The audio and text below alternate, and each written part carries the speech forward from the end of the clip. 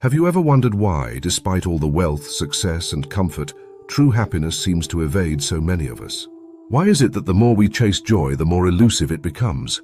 In today's world, where everything is available at the touch of a button, we often feel lost, disconnected, and unfulfilled. What if the key to lasting happiness wasn't something we needed to chase, but something that lay quietly within us, waiting to be unlocked? This story of a young man's journey to find peace and contentment will reveal the profound wisdom of 5 simple, yet transformative, Zen practices that have the power to change your life.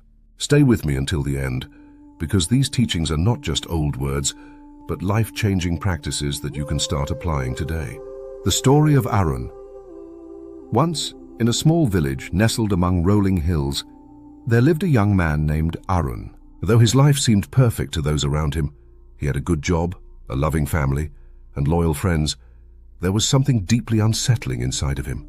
He couldn't understand why, but happiness always seemed to slip through his fingers. No matter how much he achieved or how hard he worked, a constant undercurrent of dissatisfaction ran through his life. One evening, after a particularly stressful day, Arun felt completely drained. Sitting on the porch of his small house, gazing at the setting sun, he asked himself, "Why am I not happy? What is missing from my life?" He remembered an old monk who had once visited the village, speaking of peace, joy, and enlightenment. Intrigued, Arun decided he would seek this monk out, hoping to find answers to the questions that had begun to torment his soul. The very next morning, Arun set out on a journey to the mountains, where the monk was said to reside. After days of travel, Arun reached a small, serene monastery, hidden in the misty folds of the hills. The air there felt different, calmer, lighter, as if the worries of the world had never touched it. There, sitting under a tall Bodhi tree, was the monk, old, wise, and with a peaceful smile that radiated warmth. Practice 1. Mindful breathing. Arun sat before the monk and asked, "Master, I have everything I could ask for in life, yet I am not happy. What is wrong with me?" The monk smiled gently. "There is nothing wrong with you, my child. You are simply disconnected from the present moment. You are lost in thoughts of the past or worries about the future, never here, in the now. The first step toward true happiness is to learn to breathe." "Breathe?" Arun asked, confused. "I do that all the time. How will that help?" The monk laughed softly. "Yes, you breathe, but not with awareness. Close your eyes and take a deep breath. Feel the air as it fills your lungs, and then slowly release it. Do this again and again, paying attention only to the rise and fall of your breath. Let your thoughts pass by without holding on to them." Arun did as he was told. At first, his mind was cluttered with thoughts about work, family, and his journey. But as he continued to focus on his breath, a quiet calm began to settle over him. He realized that in that simple act of breathing mindfully, the weight of his worries started to lift. The past and future faded, leaving only the peaceful present. The monk smiled as Arun opened his eyes, now softer and clearer. This is the first key to happiness, mindful breathing. It grounds you in the present moment, where true peace lives. Practice this whenever you feel overwhelmed, and you will find that your burdens lighten. Practice 2. Letting go. Encouraged by this small transformation, Arun asked the monk for more wisdom. "Master, now that I can calm my mind, how do I let go of the things that cause me pain?" The monk's face grew thoughtful. He picked up a small stone and held it out to Arun. "Hold this stone tightly in your fist," the monk instructed. "Imagine it represents all your fears, frustrations, and regrets." Arun clenched the stone in his hand, and after a few moments the strain began to hurt. "Now," the monk continued, "simply let go." Arun released the stone, and instantly the tension in his hand disappeared. The monk's eyes twinkled as he spoke. "You see, most of our suffering comes not from life itself, but from the way we cling to things, our past mistakes, our need for control, our desire for things to be different. When you learn to let go of the things that no longer serve you, you free yourself from the chains of unnecessary suffering." Arun sat in silence, reflecting on the monk's words. He thought of all the things he had been holding on to, his mistakes, the fear of failure, the resentment he harbored toward those who had wronged him. Each of these burdens weighed heavily on his heart, yet none of them were necessary. They were like the stone. He had the power to release them. "You are right, Master," Arun whispered. "I will practice letting go." The monk nodded. "Remember, letting go is not about giving up or running away. It's about accepting what you cannot change and freeing yourself from the emotional grip of those things. Only then can true happiness flow into your life." Practice 3. Gratitude. As days passed, Arun continued to learn from the monk. One afternoon, as they walked through a sun-dappled forest, Arun spoke again.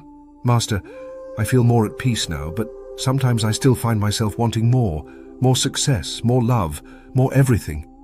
How can I be content with what I have?" The monk paused, picking a single flower from the ground. "Look at this flower," he said. "It is simple, small, and yet it blooms beautifully in its own way. It does not compare itself to the trees or the sky. It is content simply to be. Can you find the beauty in what you already have, Arun?" Arun looked down at the flower, realizing its quiet, delicate beauty. The monk continued, "Gratitude is the key to contentment. When you are thankful for what you have, no matter how small, your mind shifts from a state of lack to a state of abundance. You stop focusing on what is missing and start appreciating the gifts life has already given you." From that day forward, Arun made it a habit to give thanks every morning, whether for the warmth of the sun, the kindness of a friend, or simply the breath in his lungs. He discovered that the more he practiced gratitude, the less he felt the need for more. He found joy in life's simple pleasures and realized that happiness was not found in external things, but in a heart filled with appreciation. Practice 4. Compassion and kindness. One evening, as the two sat by a small fire, Arun shared another of his struggles. "Master, I often feel hurt by others. People can be selfish, cruel, and thoughtless. How do I find peace when the world is so full of pain?" The monk smiled, his eyes reflecting the glow of the fire. "The world can indeed be harsh, my child, but the antidote to this pain is compassion." He gestured toward the flames. "Imagine these flames are the pain others carry. Often they act out of their own suffering, not malice. When you respond to their hurt with more hurt, the fire only grows. But when you meet it with compassion and kindness, you extinguish the flames." Arun thought of those who had hurt him in the past, and for the first time, he considered the possibility that their actions were born from their own suffering.